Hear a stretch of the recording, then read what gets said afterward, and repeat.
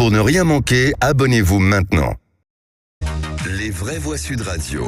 Bonsoir Félix Mathieu. Bonsoir tout le monde. Et vos 3 mots dans l'actu sont cirque, plagiat et sperme. Et ben voilà, je me disais, est-ce qu'elle va laisser me le dire? Non, Non, j'assume tout. Elle le dit bien. Très bien. Ne pas transformer le sport en jeu du cirque. L'appel du porte-parole du gouvernement Olivier Véran. Le président Macron ne devrait pas descendre sur la pelouse demain à la finale de la Coupe de France. Ed Sheeran contraint de jouer de la guitare au tribunal à New York pour prouver qu'il n'a pas plagié Marvin Gaye comme l'en accusaient des ayants droit. Et puis, oui, la goutte de sperme qui fait déborder le vase aux Pays-Bas. Un donneur contraint d'arrêter de donner après déjà plus de 550 enfants à son actif. Les vraies voix Sud Radio. 51e minute du match de Pro D2 de rugby à Agen-Nevers hier soir. Un stade d'Agen soudainement plongé dans le noir. Les spectateurs ont dû s'éclairer comme ils pouvaient avec les flashs de leur téléphone. Finalement, la rencontre a pu reprendre au bout de 25 minutes. À coupure revendiquée par la CGT. Le maire d'Agen, Jean Dionis, annonce que la ville va déposer plainte. Vous avez des enfants très jeunes, de 5 ans, 6 ans, 7 ans. Vous avez aussi des personnes âgées. Vous avez des personnes à mobilité réduite. Et tout d'un coup, plus de lumière. Bien sûr, le public ne sait absolument pas qui fait ça et qui va durer. Est-ce que ça va durer? Il y a donc tous les ingrédients d'une situation de panique. Il faut encore une fois se remettre en situation. Vous avez envoyé votre enfant acheter une barquette de briques, de frites.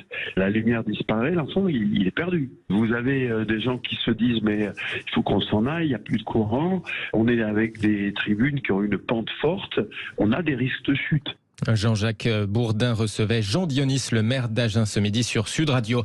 Emmanuel Macron ne devrait pas donc descendre sur la pelouse demain pour saluer les joueurs lors de la finale Nantes-Toulouse de Coupe de France, même si le président devrait bien être présent en tribune. En tout cas, tout cela, cette politisation du sport agace profondément le porte-parole du gouvernement, Olivier Véran. La finale de la Coupe de France, c'est pas les jeux du cirque à la romaine, en fait. C'est pas la CGT avec son pouce impérial qui pourrait décider à qui de faire huer le président de la République, à qui de couper l'électricité pendant un match. Je crois qu'il ne faut pas tout confondre, vous savez. Prenez l'exemple des Jeux Olympiques qu'on va accueillir en 2024 à Paris. Les Jeux Olympiques, ils ont été aussi pensés pour être un moment de trêve. C'est un moment pendant lequel on ne fait pas de politique. C'est un moment où on se rassemble, où on célèbre, où on encourage, on fête les choses. Et il y a des moments où on peut manifester, se mobiliser. Et il y a d'autres moments où on peut juste, ensemble, être fiers avec un sentiment de fierté nationale. C'est la finale de la Coupe de France de football. Olivier Véran, invité ce matin de nos confrères de BFM TV.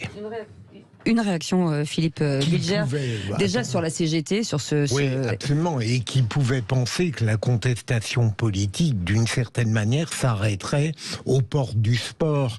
Et deuxième élément, c'est l'impressionnant service d'ordre et l'attitude elle-même hésitante du président qui crée aussi une forme de problème. Mais est-ce que c'est la CGT qui coupe l'électricité? Moi, je respecte les luttes sociales, l'opposition, mais là, c'est du sadisme pur, avec les dangers évoqués par le maire d'Agen. Il a tout à fait raison. Nicolas Miguet. Si on commençait déjà par regarder un petit peu dans les comptes donc des syndicats et comment ils sont financés, comment ils détournent l'argent de la formation notamment, comment les dirigeants syndicaux sont... conduits, par exemple, par des chauffeurs qui sont des emplois fictifs payés par telle ou telle mairie. Ah, ça, c'est vous qui le dites. Non, mais ça a été jugé. Je veux dire qu'il y a des histoires de la ville de Paris dans le passé. Mais sur le sujet du fait de couper l'électricité. Mais c'est une prise en otage. Oui. C'est une prise en otage totale de la population par des gens qui ont des privilèges. Vous savez quel est le prix de l'électricité payée, quel que soit le nombre d'appartements, même s'ils ne l'occupent pas, même s'ils sont en location, même s'ils en tirent des revenus. Tout agent d'EDF bénéficie, s'il prend l'abonnement à son nom, d'un tarif, mais c'est rien du tout, c'est 2% ou 3% de ce que vous payez vous. C'est pas normal que ces gens privilégiés prennent en otage la population. Bon, et les mettent en danger. Et rappelons que d'un hôpital qui a été arrêté l'autre jour. Oui, c'est vrai, vous avez raison. Et Nicolas, d'un cas particulier, on ne peut pas faire une généralité, bien sûr, concernant les syndicats. René Chiche. Oui, parce que déjà, l'expression prise en otage, j'aime pas ça, moi. Cette expression, elle est tellement... elle est beaucoup utilisée. Oui, mais j'aime pas du tout qu'on l'utilise comme ça. En ce qui concerne les privilèges des syndicats ou des gens d'EDF, ça fait partie de leur contrat. Ils ont droit à quelques privilèges, certes. Par contre, attention, c'est absolument scandaleux ce qui s'est passé à Agen et qui se risque de se passer dans d'autres endroits. Je veux dire, les gens, les syndiqués d'EDF, etc., n'ont absolument pas le droit de faire ça. Ça peut même créer des graves problèmes dans plein de domaines. même au niveau médical, au niveau enfant, comme on l'a dit, au niveau des commerces. Donc c'est absolument inacceptable. En plus, il faut quand même savoir que ces syndiqués d'EDF qui coupent le courant ont donc aussi les données privées des gens. Donc ça peut être aussi une intrusion dans la vie privée des gens, puisqu'ils, quand ils veulent, par exemple, couper l'électricité à certains élus, etc., dire qu'ils ont accès aux données privées. Donc c'est aussi quand même un abus de pouvoir, hein, c'est incroyable. Mais bien sûr, je suis d'accord avec vous sur le fait que ce soit inacceptable. Par contre, tout ce qui est privilège et tout, on peut en débattre, Nicolas. On pourrait quand même demander des comptes aux syndicats sur leurs comptes. Parce que le financement des syndicats, c'est tout sauf quelque chose de transparent. La vie politique en France a été moralisée en partie par des enquêtes et par un certain nombre de procès. Ce travail n'a jamais été fait pour les syndicats. C'est tout ce que je voulais rappeler. Bon, voilà, d'accord. C'est un rappel. On continue avec... New York, direction New York, et ce concert impromptu à la barre d'un tribunal, cher Félix Mathieu. Eh oui, il est venu se défendre avec sa guitare. Ed Sheeran, accusé de plagiat pour cette chanson Thinking Out Loud. Darling, I will be loving you till we're 70. J'adore. Venu se défendre de plagiat face à des ayants droit qui l'accusaient d'avoir plagié Let's Get It On de Marvin Gaye.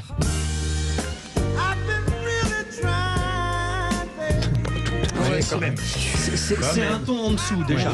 Mais c'est les mêmes notes, mais c'est un ton en dessous. Oui, une progression d'accords similaires selon l'accusation. Alors le Britannique est venu avec sa guitare jouer au prétoire pour prouver que selon lui les accords de Marvin Gaye ne fonctionnaient pas avec sa chanson. En tout cas, un YouTuber, Rick Bito, a monté une alternance des deux œuvres pour voir ce que lui reprochait l'accusation. Écoutez bien. Baby, man, trying to hold back this feeling for so long. Heart could still fall less. Heart at 23. And if you feel like I feel. Alors La l'audience. deuxième voix est géniale. Oui, Marvin Gaye.